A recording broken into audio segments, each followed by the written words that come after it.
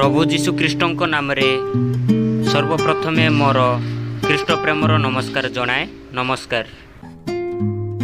पवित्र बाइबल एभली कुहे माथ्यू पुस्तक 26 अध्याय 36 रु 44 पर्यंत आंभे माने पढ़िबा। एठारे एभली लेखा अछि, किंतु सही दिन ओ दंड विषय केही जानती नाही, स्वर्गर दूत माने किंबा पुत्र सुधा जानती नाही, केवल मात्र पिता जानती।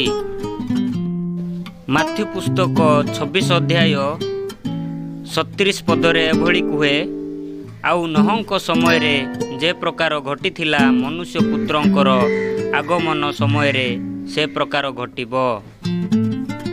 माथ्यू पुस्तक 26 अध्याय 38 पदरे एभली कुहे, कारण जलप्लावनर पूर्ववर्ती समय रे जहाजरे नहंकर प्रवेश करिबा दिन पर्यंत लोके जेपरी भोजनपान एवं विवाह करिबा ओ विवाह देबारे व्यस्त थिले, सेहीपरि माथ्यू पुस्तक 26 अध्याय 39 पदरे एभली कुहे, पुणी जलप्लावन आसी समस्तंकु भसाई न नेबा पर्यंत जेपरी जानी नथिले मनुष्य पुत्रंकर आगमन मध्य सेही प्रकार हबो।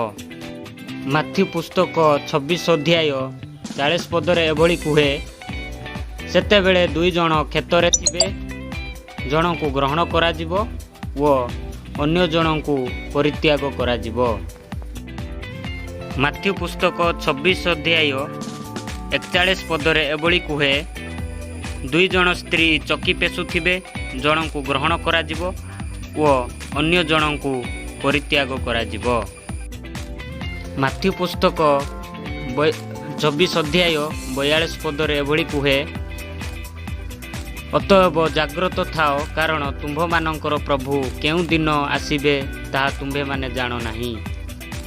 माथ्यू पुस्तक 26 अध्याय 43 पदरे एभली कुहे, किंतु एहा जानी थाओ, केउ प्रहर रे चोर आसीबो एहा गृहकर्ता जदि जानते, ताहाले से जाग्रत थाई आपणा गृह रे प्रवेश करिबाकू दियंते नाही।